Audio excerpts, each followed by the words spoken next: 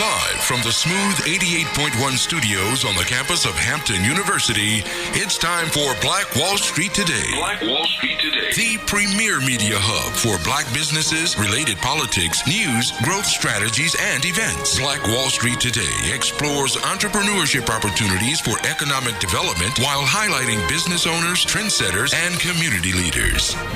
Wouldn't you like to be a guest on Black Wall Street Today with Blair Durham? Well, the link is in the show notes. And now, here's your host, Blair Durham. Greetings. Stay locked in. Very excited to share with you all. We have a phenomenal guest today. Joining us now is Dr. Kimya Nuru Dennis. She's an activist, sociologist, and criminologist, as well as an educator and researcher specializing in demographic and cultural variance, inclusion, and equity in every aspect of community resources, K-12 schools and colleges and universities, medical and health organizations and facilities, and reducing police court penal system. As founder of 365 Diversity LLC, Dr. Dennis provides results-based programs, evaluations, and assessments for local, national, and international schools, businesses, and organizations that are ready to go beyond introductory trainings and make measurable and lasting changes. Dr. Dennis, welcome to the show. Thank you so much for having me on the show. I appreciate it. I'm glad you're here. This is something that, obviously the times that we're living in and the heightened focus on DE&I, I know that folks are looking to you like never before for the kind of guidance and instruction that you're providing. Would you say you found that to be true, particularly over the last year and a half or so? I wish that was true. So this is 5 centuries, all right?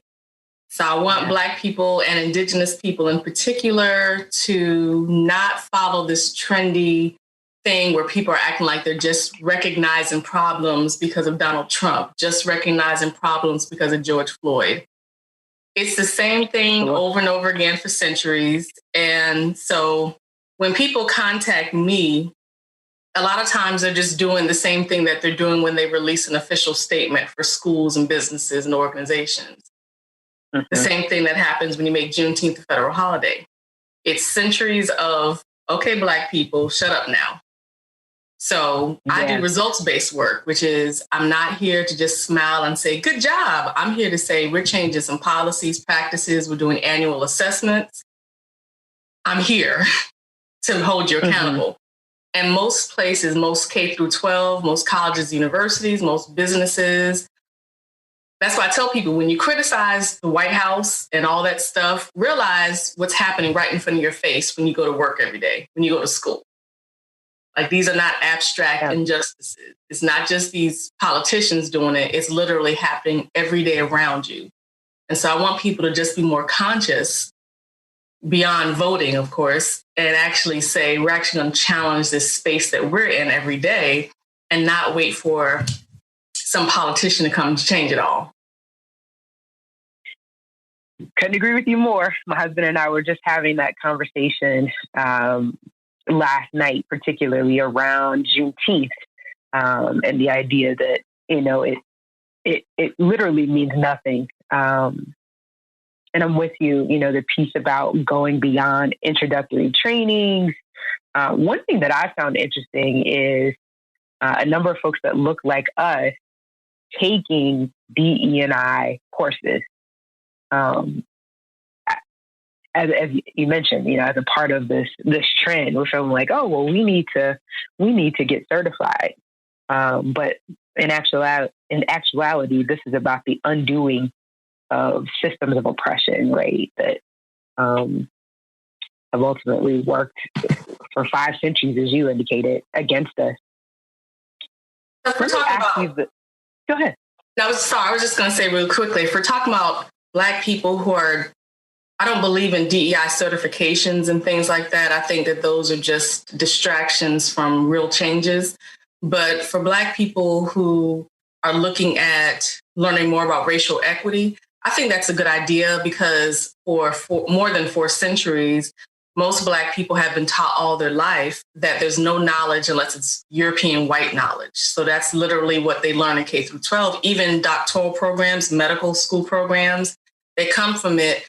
believing, because that's what they're taught all their life, that white people either created and discovered the important things in the world for tens of thousands of years, even though whiteness has only existed for 5 centuries, or that white people are the main developers. And so even I, as a professor who taught race and ethnic relations courses for 10 years, I had Black students in the age of 40s and 50s who really didn't understand anything about Blackness. They really could just repeat what they were taught K through 12. And so I do community work for our people to teach, to dismantle what they were brainwashed to believe K through 12, even if they went to college and so forth. So I work on that as well. And if we're talking about LGBTQIA work, which includes Black LGBTQIA, disability services, those classes are very important because most societies are very ableist. They believe there's a sense of normal. And I tell people there's no such thing as normal based on what a lot of people have been taught. Most people have a mental health condition. They're hearing voices. They might say it's a religion perspective, like Jesus talking to them or Allah talking to them, but it might be schizophrenia. So there are many lessons that people can learn throughout this whole process. I love it. I need to ask, how do you handle the difficult balance of community outreach in terms of working with underserved groups that may be controlled by these white power structures? Yeah, so they're definitely controlled.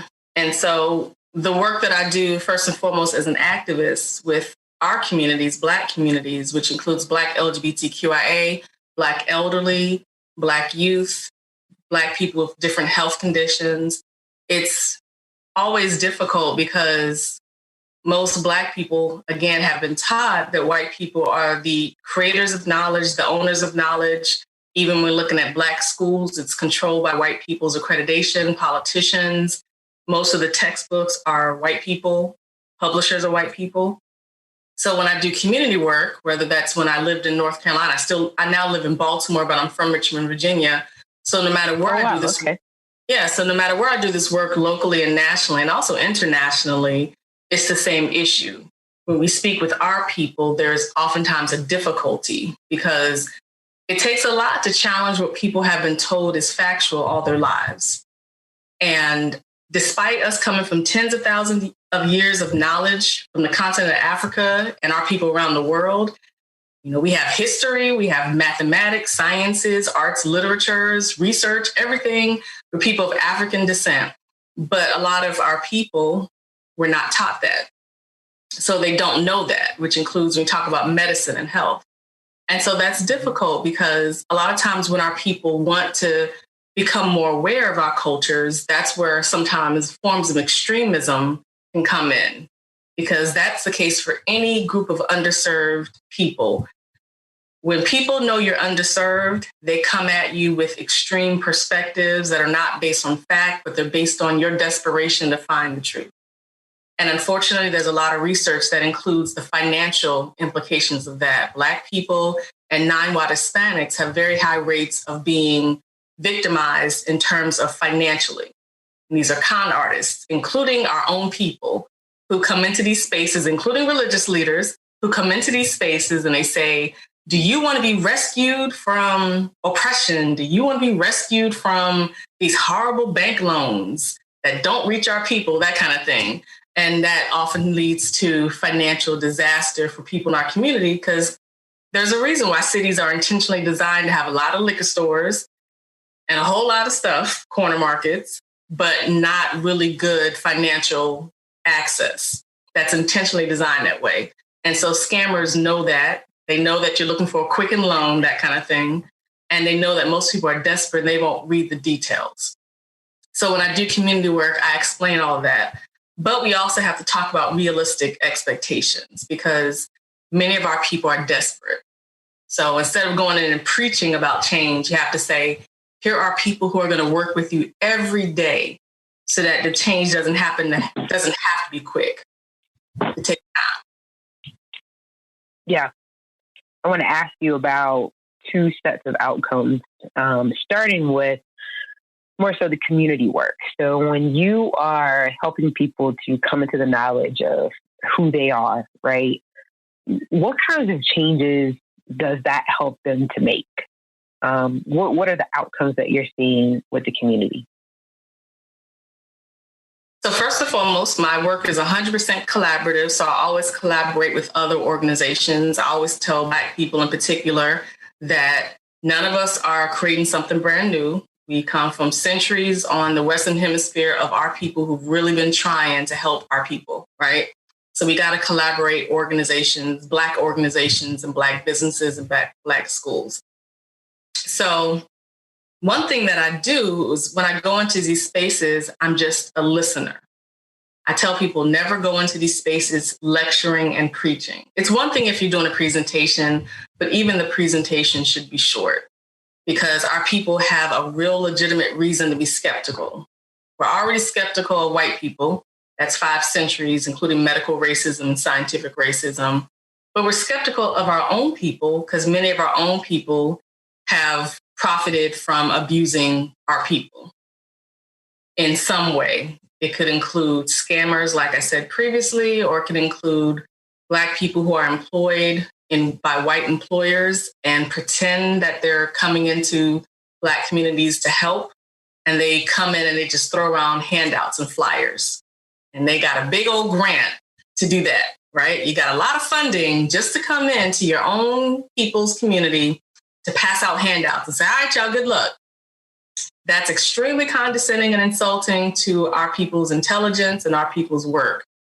And so one thing I always do is I come and I listen.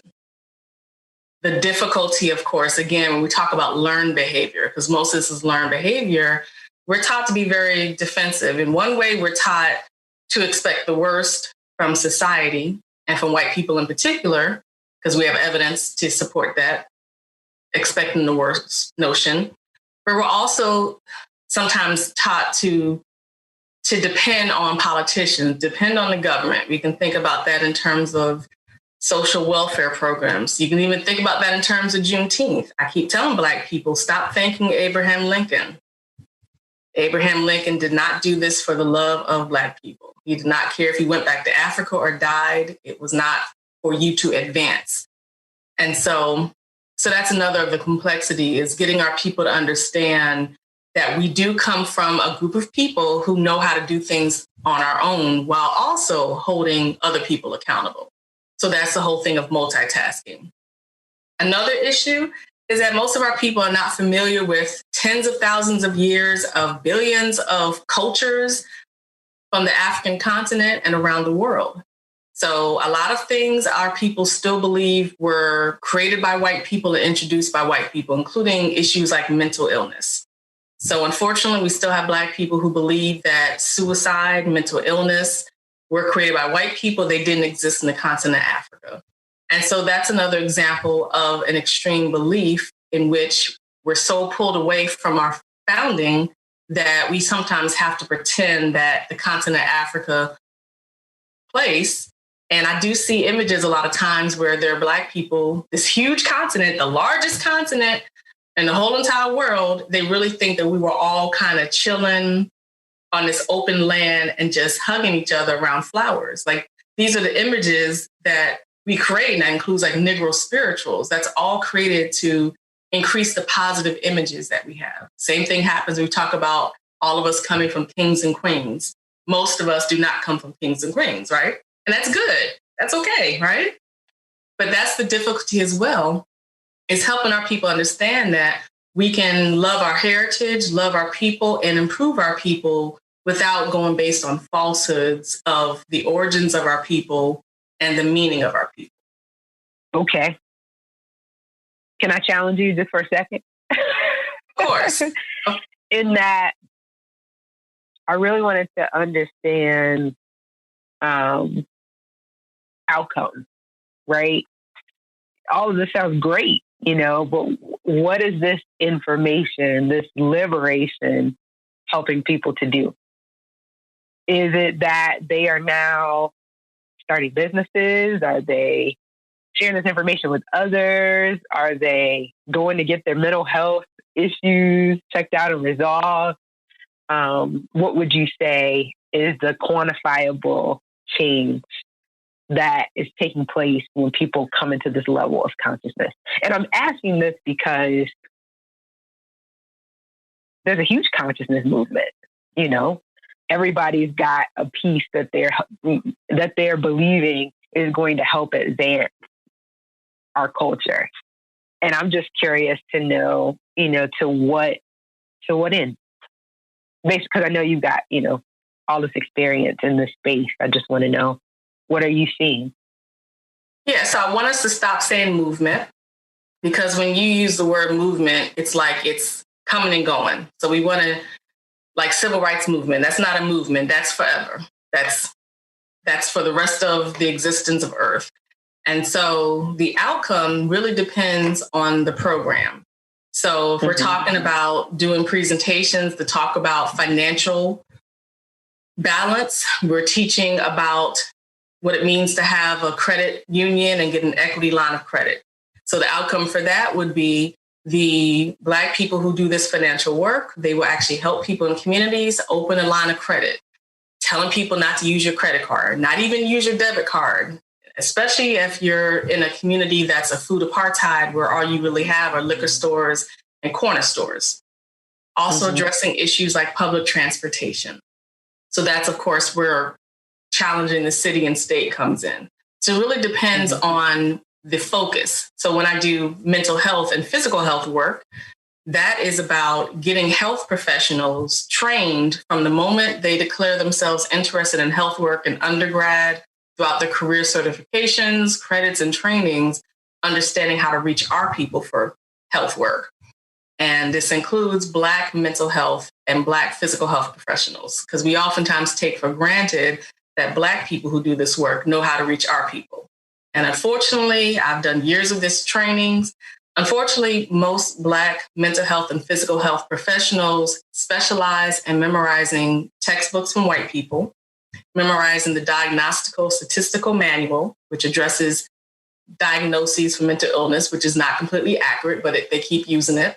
It's 100% based on, of course, this white standard of what normal versus mental illness is.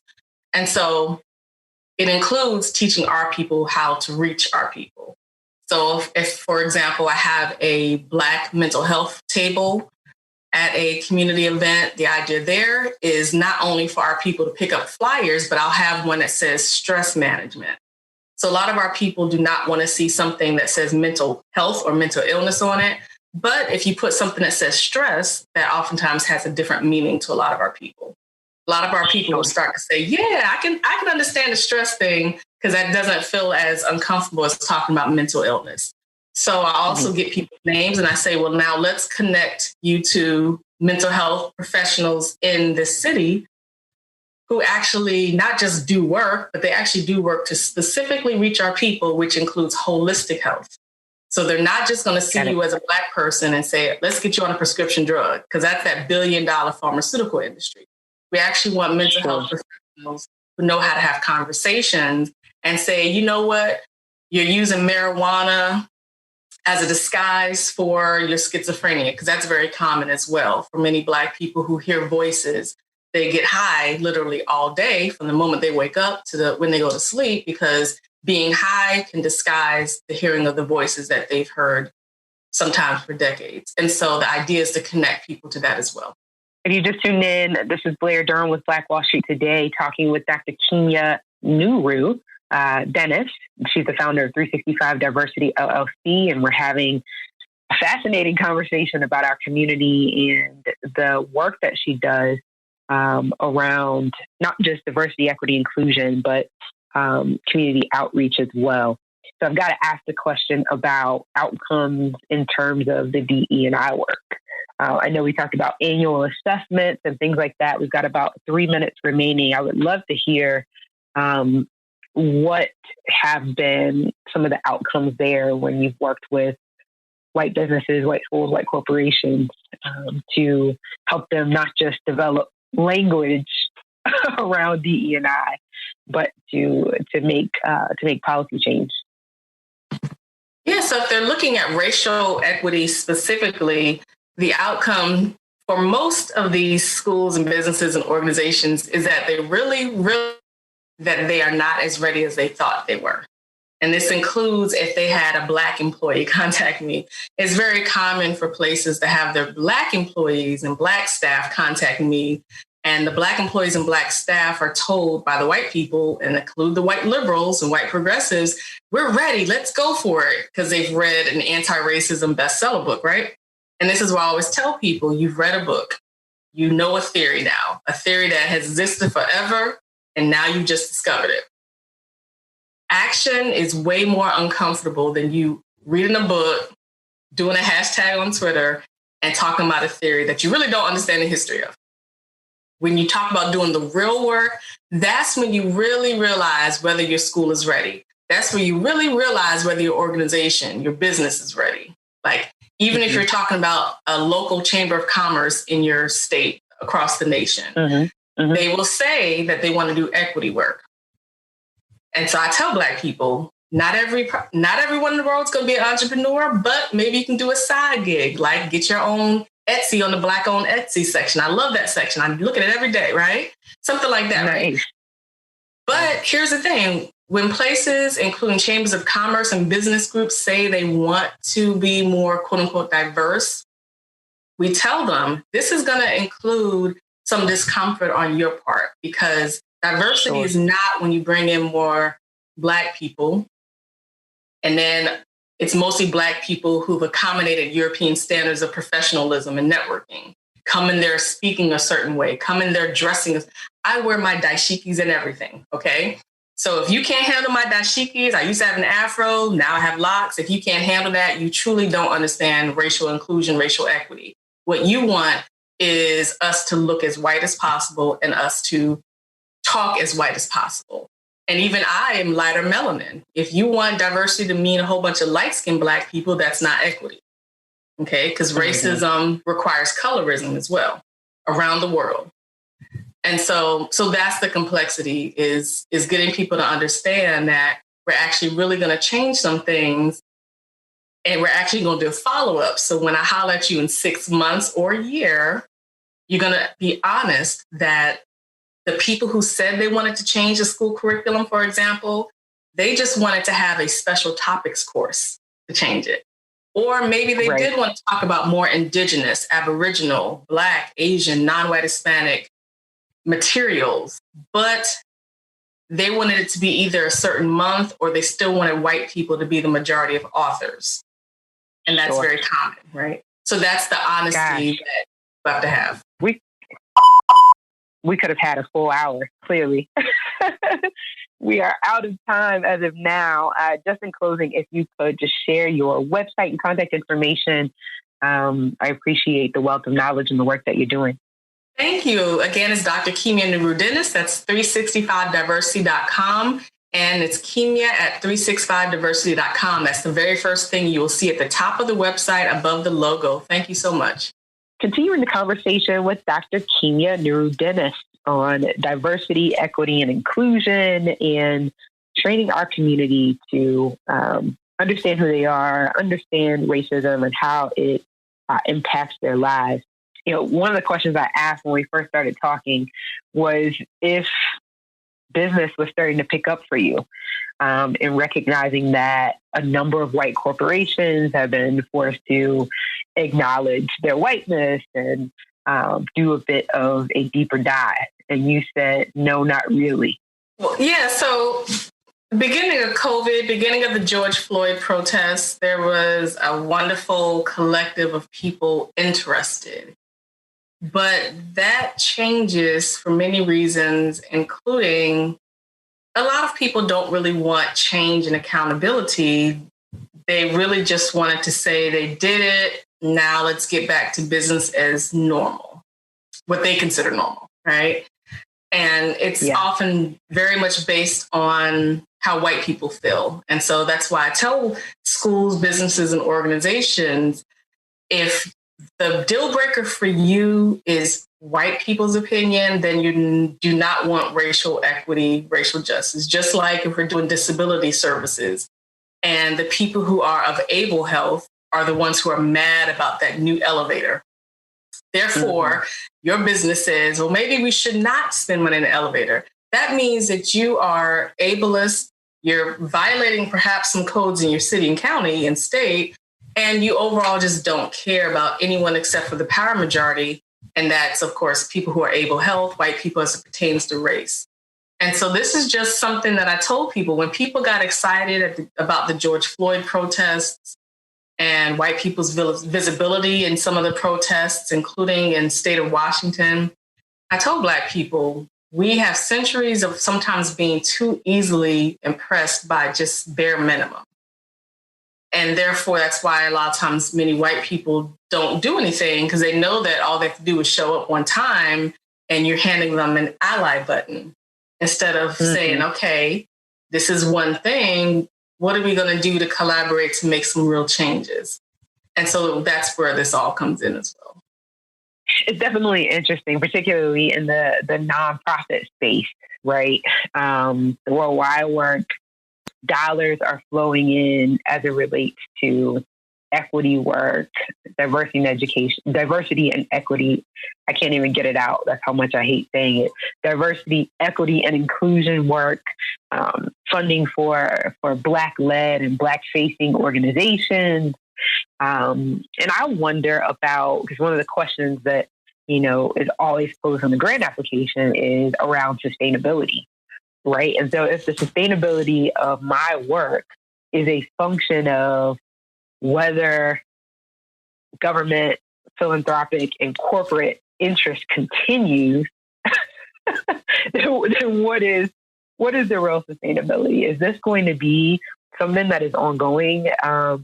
Because as you mentioned, this is not a movement. Civil rights will continue. It has to continue, right? What is your thought around that? The longevity of the interest in Black-led and Black-facing organizations?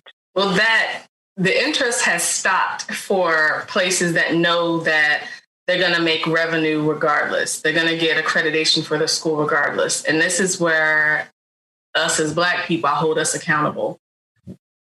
White people have no reason to stop doing if we're going to show up for work regardless, if we're going to attend that school regardless, if we're going to go to that medical provider regardless of how they treat us, they're not going to stop. And that's just how humans have operated for tens of thousands of years. What's the incentive for the power majority, white people as pertains to race, to stop abusing us if we're going to be there anyway? Just like we talk about the corner store. Black folk will say, well, she was rude to me, but I got to go back there tomorrow to get my cigarette. You're going back there tomorrow regardless.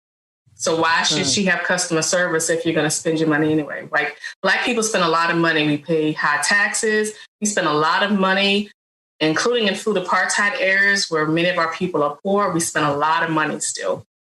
Why should people have customer service if we're going to be there anyway? And that's just basic when we talk about the whole cost benefit analysis. When we talk about developing businesses, people always say, think about your revenue, think about your customers. If we talk about GIS coding maps and see where your customers are dwelling. A lot of times, white controlled businesses, including if all employees are Black, they're still white controlled.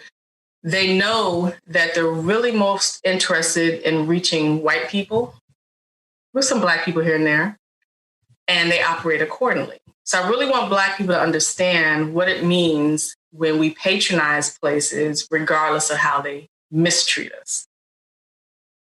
And that's just the continuing effect.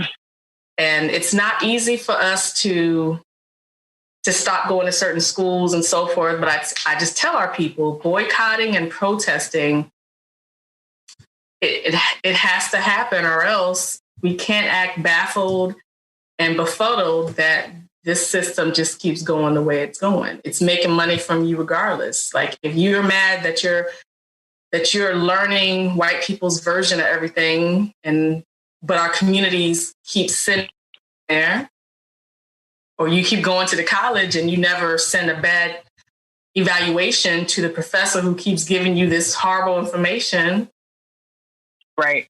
They're not going to stop. I mean, You raise a good point, though, around our, I guess, consumer behavior, right?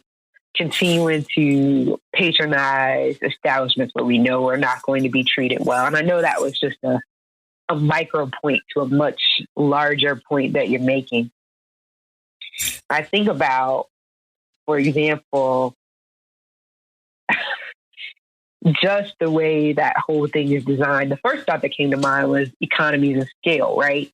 So we can't even necessarily afford to buy Black because Black businesses can't afford to buy in bulk, which would drive those prices down so that we could, you know what I mean, participate on an ongoing basis. And then that reminded me of an article that I was reading just last night. CNN did a piece called "Here's How to Propel 2 Million Black Americans to Middle Class." And it's obvious what the answer is, right? We got to be able to make the same as our white counterparts. Number one, right? Same job. There should not be a gap with regard to how we're paid. And then number two, businesses need access to capital. That's just the bottom line. We can get a loan for anything else because there's collateral. Okay, fine. But we should also be able to get loans to scale our businesses. What are your thoughts? First of all, this research has been done for more than a century, including. Yeah, it's not new. It bothers me when white-controlled spaces release those statements. CNN is 100% white-controlled. Every single aspect is white-controlled. Even when people celebrate CNN hosts like Don Lemon for saying some profundity. Oh, I see. Yes. You see they're arm in arm, right? Yeah. I just want people to understand that another problem is when we're silent about iniquities until white people, including white liberals, say there's an inequity. Like, inequities exist. They're everywhere. Sometimes they're not as obvious. So a lot of times people will say, I don't see what the problem is. Why is there so much violence in Baltimore City? And I'm like, oh my goodness.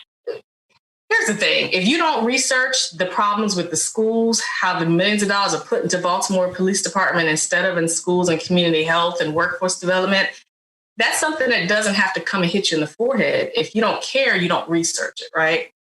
And so when CNN releases that, it's just the same thing over and over again. Like, these are really things we already know.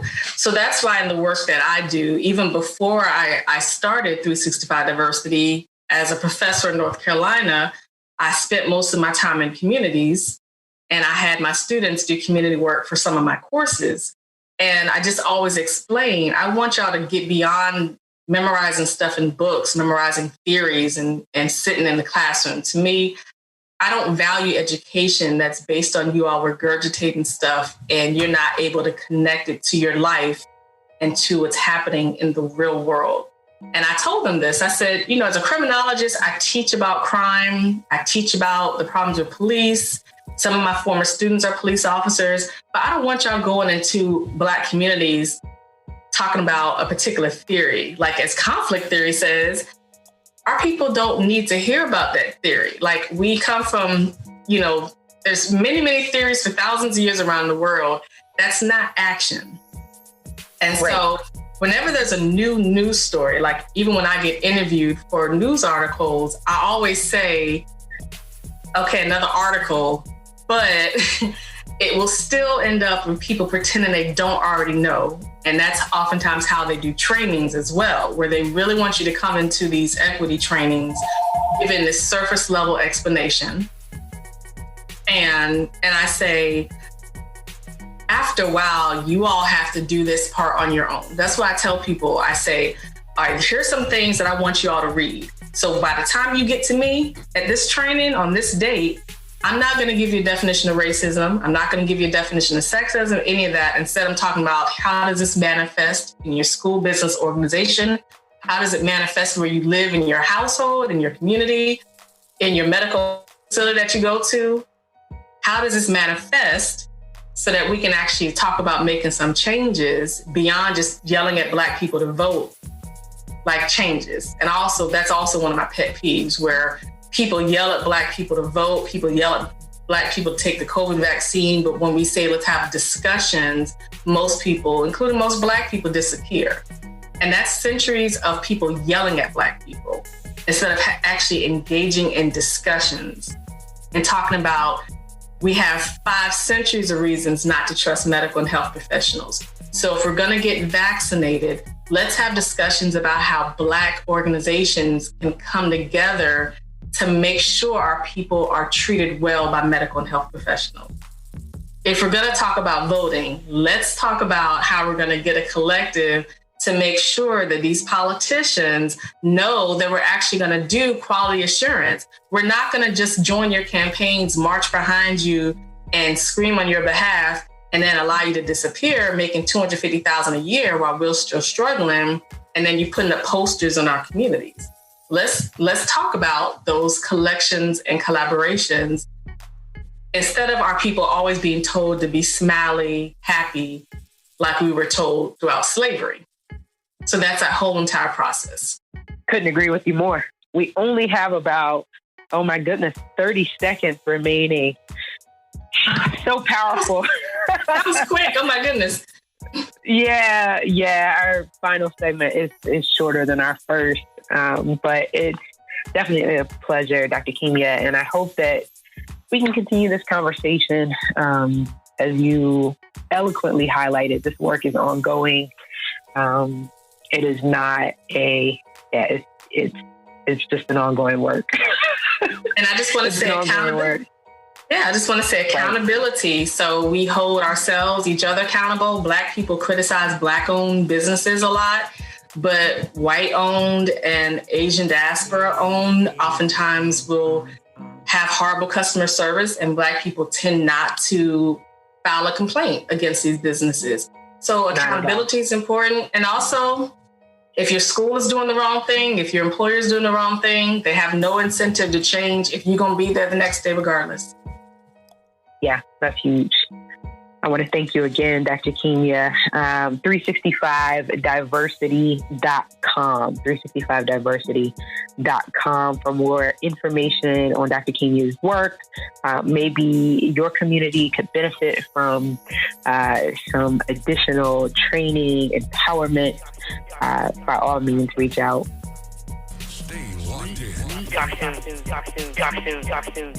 This show is brought to you by the consulting services of Positive Vibes Incorporated. We do credit fixes, we do debt restructuring, and we put money in the pockets of real estate investors. So give us a call. We can fix your credit. We can restructure your debt. And if you're a real estate investor, I would love to put thousands of dollars into your pockets. 757-932-0177. That's 757-932-0177. Phenomenal. Stay with us online at Black Wall Street Today on Facebook and Black Wall Street Today on Instagram, and then follow us on Twitter as well at BWS Today. We look forward to talking again next week. Have a wonderful week. I have said and I will continue to say that the most important priority for the Black community is the Black community, not a particular political party. Phenomenal. Hey, yo, when I say Black, you say Wall Street. Black Wall Street. When I say Black.